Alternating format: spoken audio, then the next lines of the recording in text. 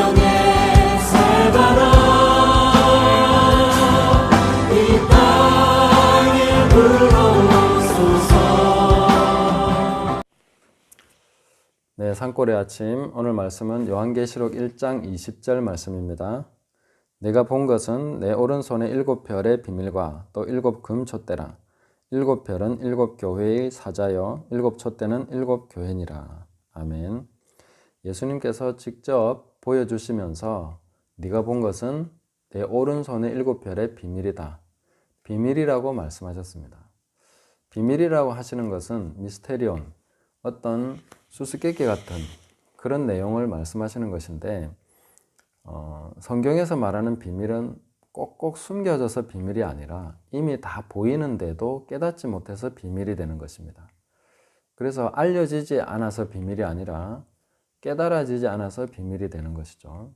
이런 것을 우리가 잘 생각하시면서, 특별히 또 7별은 7교회의 사자다 이렇게 말씀하셨는데, 이 비밀이 뭔가 하는 것을 제 나름대로 또 연구하면서 묵상하면서 또 하나님이 가르쳐 주신 그런 내용을 한 6가지 정도 얘기하려고 합니다. 더 많이 또 연구하셔서 깨달아서 함께 공유를 해주시면 감사하겠습니다. 자, 첫째로 보시면 7별은 7교회의 사자, 사자는 앙겔로스, 그러니까 말씀을 전하는 사람 이렇게 볼 수 있습니다. 천사로도 번역이 되지만 천사에게 편지를 쓸 리는 없으니까 사람으로 보는 것이 좋겠죠. 그러나 우리가 언뜻 생각할 때 사자니까 당연히 담임 목사님이시겠지, 이런 생각은 버려야 됩니다. 그래서 딱 정해진 어떤 사람, 세워져 있는 대표, 이런 사람을 언급한 것이 아닙니다. 그럴 것 같으면 에베소 교회에 누구에게 편지하노니 이렇게 해서 대표격인 사람을 언급을 했겠죠. 그러나 성경에는 어떤 사람도 언급되어 있지 않습니다. 이 부분이 비밀이라고 봐야 되겠죠. 누구를 특정해서 말씀하신 것이 아니다. 그리고 한 개교회의 목사를 얘기한 것이 아니라 한 도시의 사자를 얘기하고 있습니다.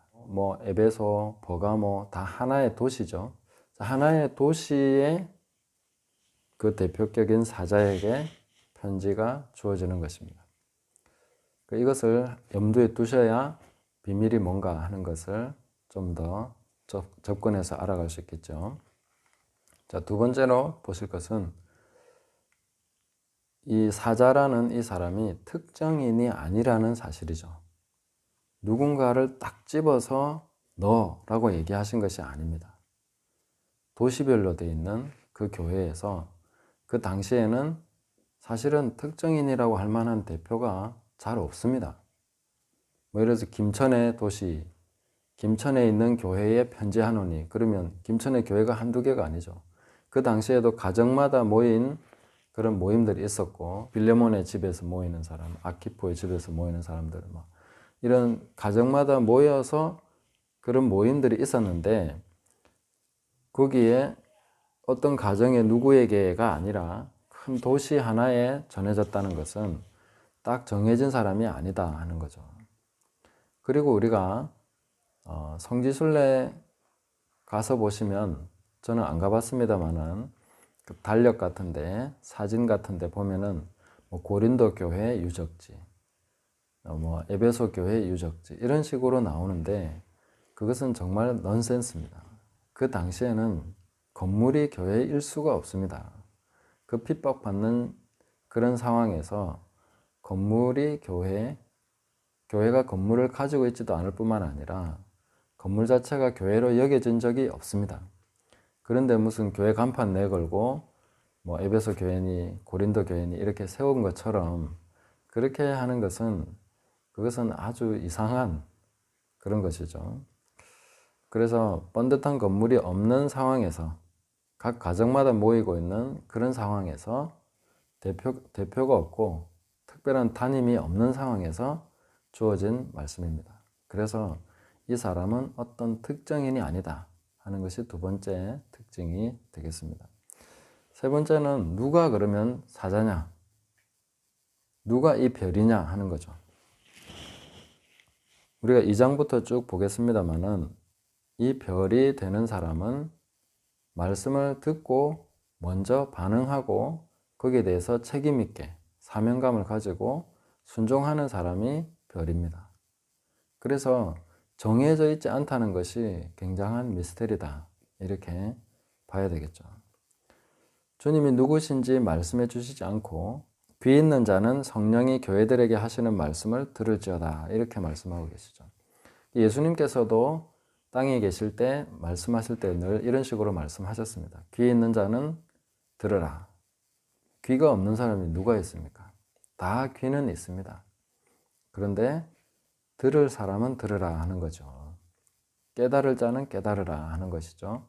그래서 이 별이 되는 사람은 바로 깨닫고 순종하는 사람이 별이 되는 것입니다. 그러나 특정인이 아니라고 해서 아무나 될 수 있는 것은 아닙니다.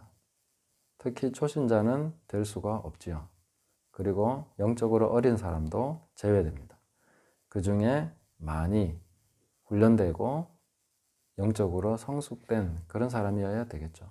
왜 초신자는 안 됩니까? 말씀 받고 전하는데 누가 뭐 그런 것까지 따져야 됩니까? 라고 한다면 성경에 분명히 그렇게 되어 있습니다. 세려 입교한 자도 말지니 마귀를 정죄하는 그 정죄에 빠질까 합니다. 왜 그렇습니까? 마귀를 정죄하는 정죄가 뭡니까? 교만입니다. 초신자가 말씀 받고 전하고 지도하는 입장에 있게 되면 반드시 마귀의 밥이 됩니다. 그 마귀 밥이 되라고 그 사람을 세울 수는 없죠. 그렇기 때문에 초신자는 제외한다 하는 것입니다. 한국 교회에서 좀 잘못한 부분들이 있죠. 그때 이어령 교수님이나 이정훈 교수님이나 이런 분들이 회개하고 돌아왔을 때에 너무 빨리 세우는 경향이 있습니다. 그분들은 영적 지도자가 될 수는 없는 거죠. 그분들의 간증과 또 특정 분야에서 교회에 큰 유익을 줄 수는 있지만 그분들이 영적인 지도자는 될 수가 없는 것입니다. 그 별이 될 수는 없는 것이죠. 별은 초신자가 되면 안 됩니다. 오랜 동안 하나님 앞에서 훈련된 사람이 되는 것이죠. 그래서 이 별은 누구냐면 다니엘서 12장 3절에 보시면 많은 사람을 옳은 대로 돌아오게 한 자는 별과 같이 영원토록 비치리라, 이렇게 말씀하신 이 말씀을 따라서 주님께서 별로 보여주신 것이겠죠. 자, 성령의 음성을 듣는다면 많은 사람을 옳은 대로 인도해야 할 책임이 있습니다. 그런 자신의 사명을 자각하고 이 부분에서 정말 신중하게 기도하면서 잘 섬겨야 될 것입니다. 그 네 번째까지 얘기했고요. 다섯 번째는 이 말씀의 적용 범위는 개교회가 아니라 도시 전체입니다. 하나의 행정 단위로 적용해야 된다는 것이죠. 뭐 선교단체에서 영적 도회나 이런 거 하기도 하는데 사실 그 영적 도회가 완전 비성경적이다라고 말할 수는 없습니다. 그러나 어느 정도 성경적인 근거를 가지고 있긴 하지만 그것이 필수적이다라고 할 수는 없는 것이죠. 영적 도회는 필수적이지는 않습니다. 우리가 마귀에 대해서 또 이 지역을 장악하고 있는 영들에 대해서 지나치게 알 필요는 없습니다. 몰라도 되는 거죠. 몰라도 우리는 말씀을 따라서 성령의 음성을 듣고 회개하면 그러면 영적 도회 필요 없이 다 승리하게 되어 있는 것이죠. 그리고 하나님의 성령께서 우리에게 가르쳐 주시는 대로 가면은 가장 효과적인 영적 전쟁이 되는 것입니다. 그렇기 때문에 우리가 지나치게 그런 면에 집중하거나 그런 것이 굉장히 신령한 것처럼 그렇게 생각할 필요 없습니다. 가장 신령한 것은 하나님의 말씀을 따라서 순종하는 것입니다. 그리고 말씀을 따라서 서로 사랑하는 것이 가장 신령한 삶입니다. 이런 단순한 것이 가장 깊은 것이다 하는 것을 우리가 깨달아갈 필요가 있습니다. 자, 그래서 도시적으로 이 말씀이 적용되어야 제대로 적용이 됩니다. 한 교회를 개교회 적용해서 되는 것은 아니라는 것이죠. 저는 합천에 살고 있으니까 합천 전체에 주시는 하나님의 말씀, 또 경고의 메시지, 회개의 말씀, 이런 것을 주시는 사람이 있겠죠. 어떤 특정한 사람에게 하나님이 주십니다. 그리고 그 사람에게 잘 듣고 같이 마음을 합해서 기도하고 그러면 합천이 변화되는 것이죠. 부흥은 사실 아주 간단하다고 생각합니다.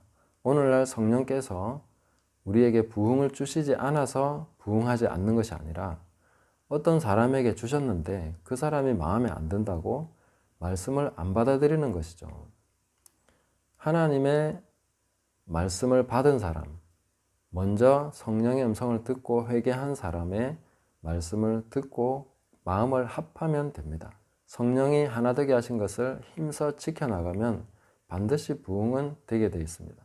그래서 오늘 우리가 누구에게 이 말씀을 주시든지 내가 아니라도 다른 사람이 또 혹은 내 마음에 안 드는 사람이 혹은 다른 교단에 속한 사람이 그런 말씀을 듣고 전한다면은 거기에 같은 마음으로 겸손하게 마음을 합해서 기도하고 회개하고 그러면 부흥이 되는 것이죠. 자, 그래서 마지막으로 마무리를 하면요. 제가 2장을 넘어가면서 쭉 그런 얘기도 하게 되겠지만 요즘 보면 이제 배교한 교회에서 떠나라 하는 그런 식의 메시지를 전하는 분들이 종종 유튜브에 있는 것 같습니다. 굉장히 신중해야 될 일을 너무 간단하게 하시는 게 아닌가 싶기도 하고 좀 무책임한 말이 될 수도 있다고 봅니다. 그럼 나와서 어떻게 할 것인가? 이런 부분에서 우리가 좀 더 바르게 깨달아 가야 됩니다. 물론 초신자로서 아무것도 감당이 안 되면 어떤 교회를 잘 선택을 하는 것이 중요하겠습니다만은 그러나 각자가 하나님의 말씀에 올바르게 반응하는 것을 대체할 수 있는 것은 없습니다. 내가 어디로 가서 어디에 속해 있다고 해서 안전한 곳이 있으리라고 생각하시면 안 됩니다. 지상에는 그런 곳이 없습니다. 각자 자기가 하나님의 말씀을 따라서 회개하고 순종하는 것이 가장 중요한 것입니다. 오늘 내가 말씀을 따라서 살고 있느냐? 오늘 성령이 교회들에게 하시는 음성을 듣고 순종하는 사람인가 아닌가가 중요한 것이죠. 그러면 되는 것입니다. 그러면 하나님 앞에서 올바르게 세워지고 자기 옷을 빨게 되고 흰 옷을 입게 되는 것이죠. 이런 것을 우리가 잘 생각하셔서 깨닫고 오늘도 하나님 말씀 따라서 그렇게 순종하면서 나가시기를 예수님의 이름으로 축복합니다. 감사합니다.